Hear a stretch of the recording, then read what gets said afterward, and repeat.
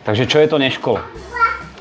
Aby som to vlastne vedel povedať, musím povedať jednu myšlienku, ktorá mi prúdi v hlave už dlhšie a týka sa to toho, že mám veľmi blízko k deťom a myslím si, že od detí sa dá strašne veľa učiť. A nie je to nejaká fráza.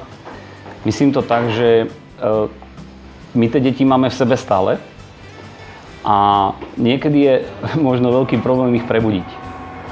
A ja som sníval o mieste, kde by sa to mohlo podariť.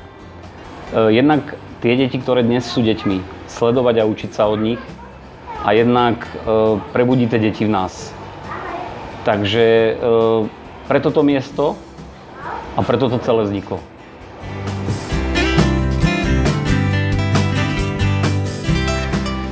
Na tejto celej myšlienke neškola sa mi páči to, že deti prídu do tohto miesta a môžu sa tu hrať. Môžu sa tu zabávať a môžu byť také, aké sú. Tu im nikto nebude hovoriť, že si taký alebo taký.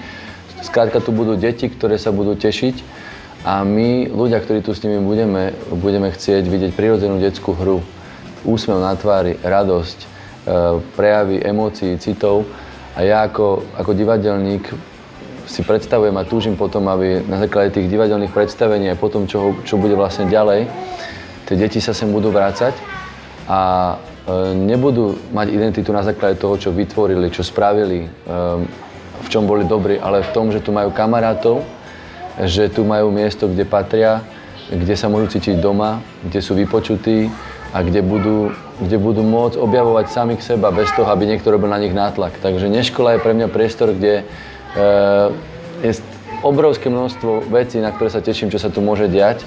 Sám neviem, čo to je, to také neprebádané more pre mňa, ale som veľmi rád, že môžem byť súčasťou tohoto mora a plávať s tými deťmi v tej ich fantázii a v tom všetkom, čo oni ponúkajú. Takže neškola je jedno nádherné miesto a pozývam tam všetky deti a rodičov na tieto aktivity, ktoré vás tam čakajú.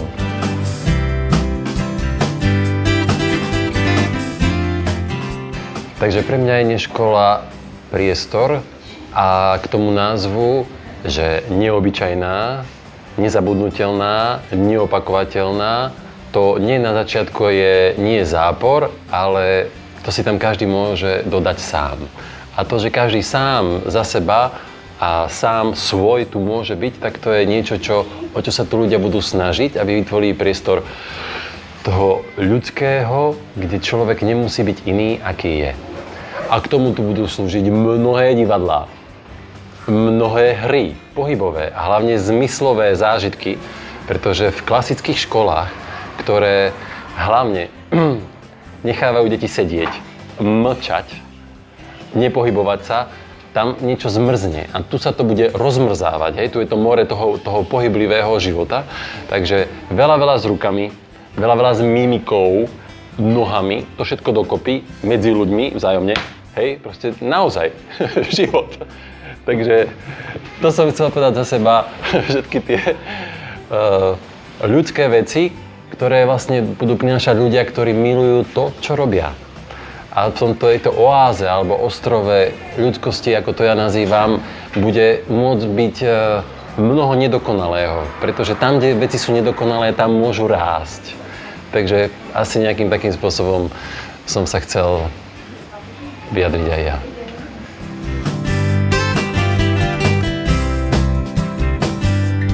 Takže teraz ale ako na to? Potrebujeme obsah.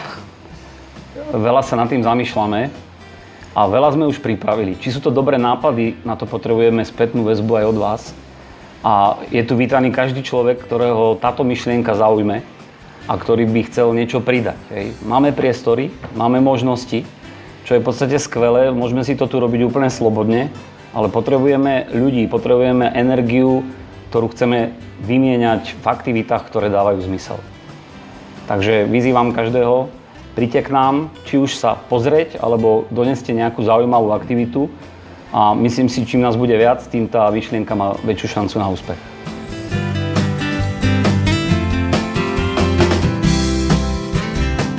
Myšlienka vytvoriť niečo také, ako dnes neškola je, v nás zrela už veľmi dávno. Myslím si, že by sme sa mali trošku zastaviť a zamysleť sa nad tým, že či tým svojim deťom dávame to, čo by sme im mali dať a čo by si zaslúžili. Chceme od nich už v 6 rokoch, aby vedeli anglicky, potom nemecky, chceme, aby vedeli robiť s počítačom, ale možno zabúdame na to, čo tie deti naozaj potrebujú a čo je to najzákladnejšie. Samozrejme, okrem lásky, ktorú im rodič dá, potrebuje sa to dieťatko aj rozvíjať po všetkých stránkach, po pohybovej, tvorivej.